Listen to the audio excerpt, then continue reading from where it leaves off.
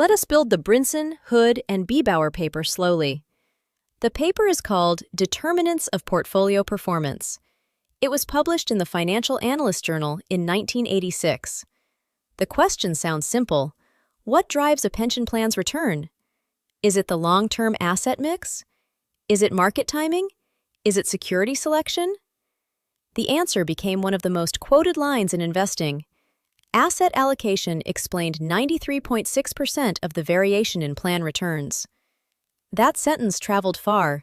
It entered boardrooms. It entered consultant decks. It entered target date funds. It entered the way ordinary investors hear one rule: get the asset mix right first. But the sentence is also easy to misuse. It does not mean stock picking can never matter. It does not mean all managers are the same.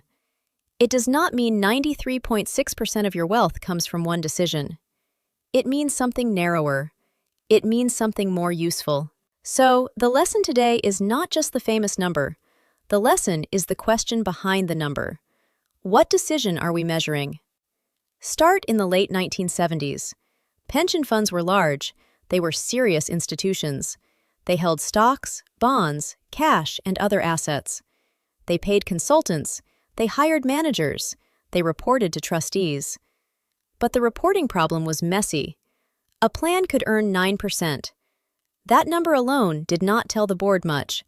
Did the long-term policy work? Did the manager shift between stocks and bonds at the right time? Did the manager pick better securities inside each asset class? Those are three different jobs. Before Brinson, Hood, and Beebower, many reports mixed them together. Total return was treated like one score. That made credit and blame hard to assign. Imagine a ship crossing the ocean. The board wants to know why it arrived late. Was the map wrong? Was the captain bad? Was the weather bad? Was the engine weak? If all you say is the ship was late, you have not explained much. Portfolio performance has the same problem. The map is the policy portfolio. The captain's route changes are market timing. The engine work is security selection. Brinson, Hood, and Beebower gave investors a way to separate them. The key idea was a counterfactual. Build a passive policy portfolio. Use the plan's normal asset classes.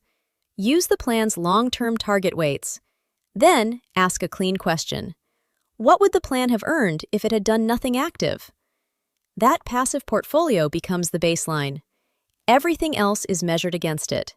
This is simple. It is also powerful. A board can stop arguing about one raw return number. It can ask, which layer did the work? Layer 1 is policy. That is the normal mix of stocks, bonds, cash, and other assets. Layer 2 is timing. That is the decision to overweight or underweight an asset class. Layer 3 is selection. That is the decision to choose one security or manager inside an asset class. Layer 4 is interaction.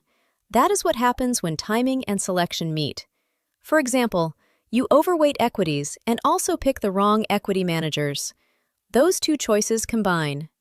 The study used 91 large United States pension plans. The period was 1974 through 1983.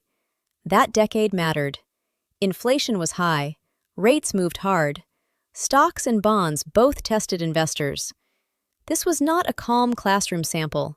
It was real institutional money in a hard market. For each plan, the authors compared actual returns with policy returns. The policy return came from the long-term asset mix.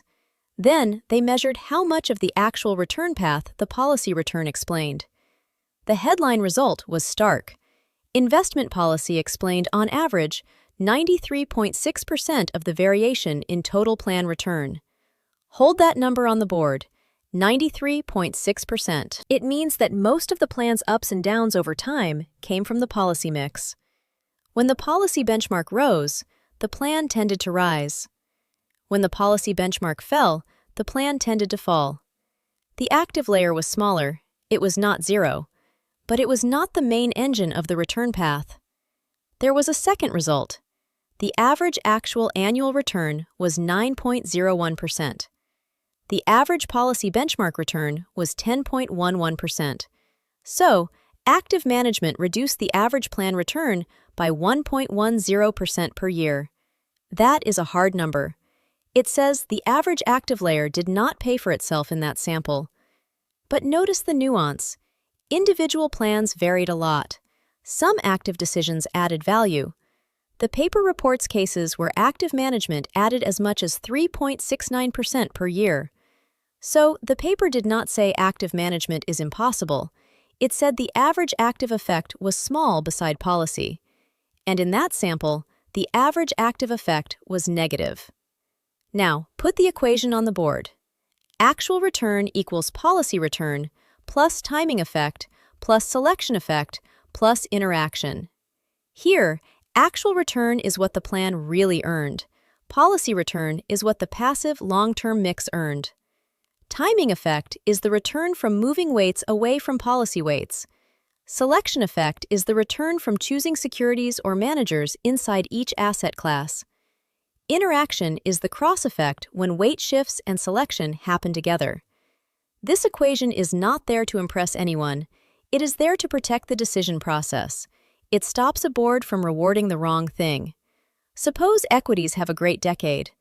A pension plan with a high equity policy will look strong. But that does not prove the equity manager was brilliant. It may prove the policy mix carried more equity risk. Now, suppose another plan has a lower return. That does not prove its manager failed. It may prove the board chose a safer policy mix. The attribution model asks each decision to stand in its own lane. Policy gets policy credit. Timing gets timing credit. Selection gets selection credit. That is why the paper mattered to fiduciaries. It made performance less like gossip.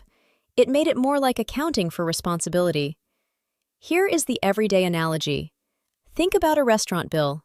The biggest decision may be whether you ordered steak or soup. That is asset allocation.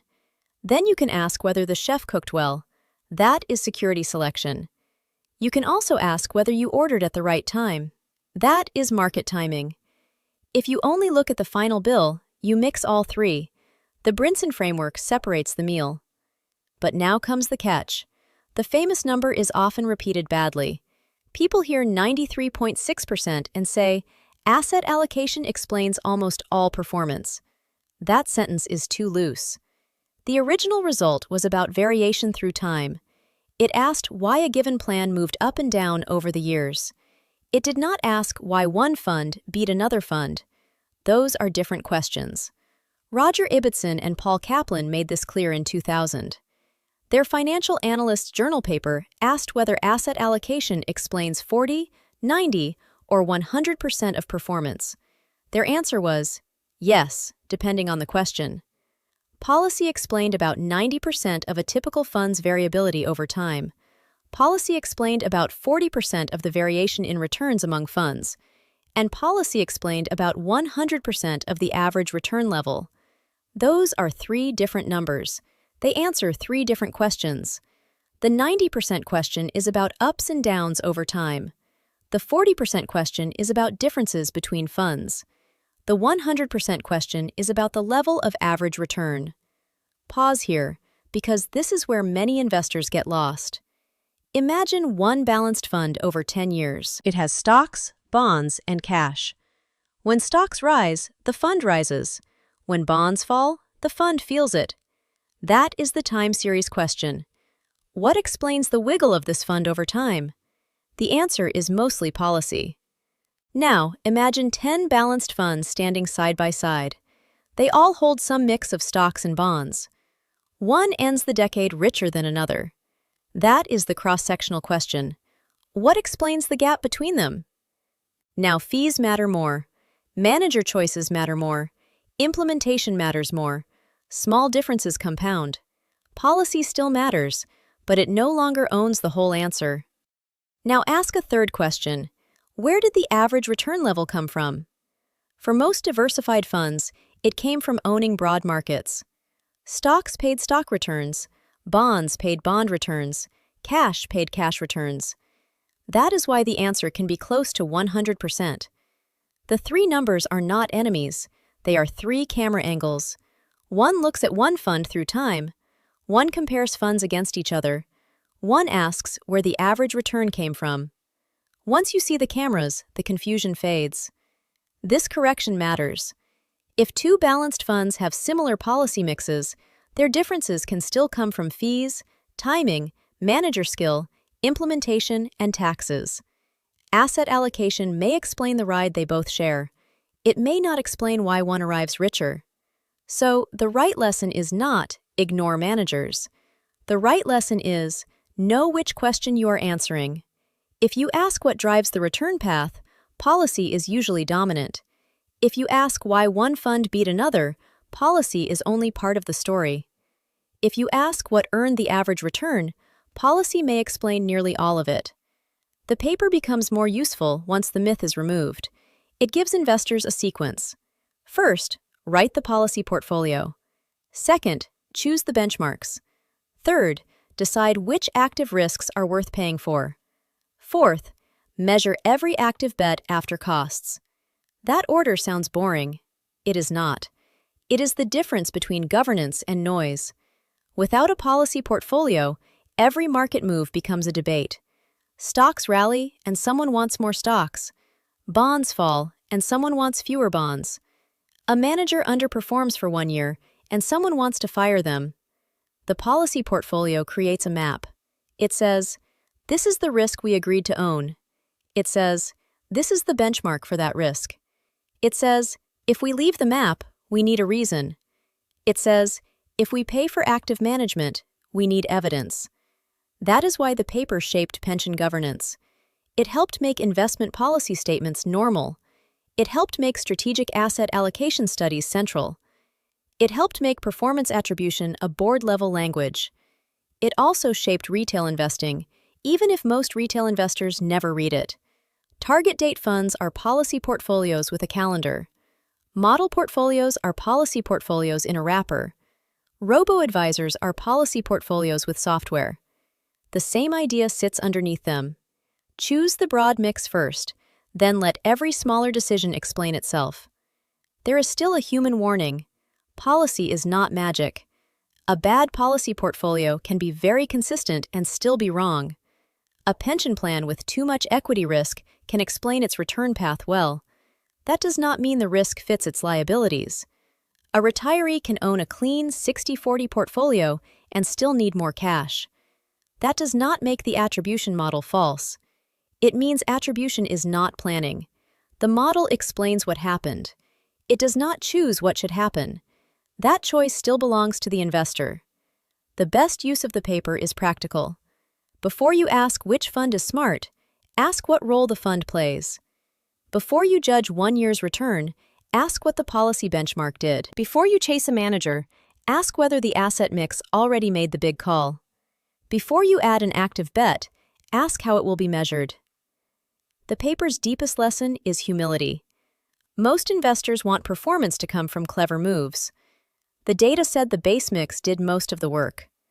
That does not kill skill. It puts skill in its proper place. Skill is the layer above policy. It must be judged against policy. It must beat costs. It must survive measurement. And it must be small enough that the whole plan still makes sense. So the final board is simple. Policy first, timing second, selection third, costs always, attribution after the fact. Brinson, Hood, and Beebower did not prove that security selection is useless. They proved that the policy mix is the base rate every plan must explain first.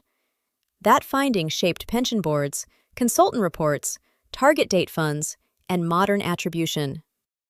Tomorrow, write down your neutral asset mix before you argue about which fund manager is smart.